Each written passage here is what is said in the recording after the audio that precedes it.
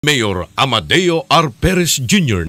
Marami na hong namuno na gobernador. I have served under 6 governors in my 37 years as a public servant. At bilang mga Pangasinense, gusto pa ho natin umangat ang ating lalawigan.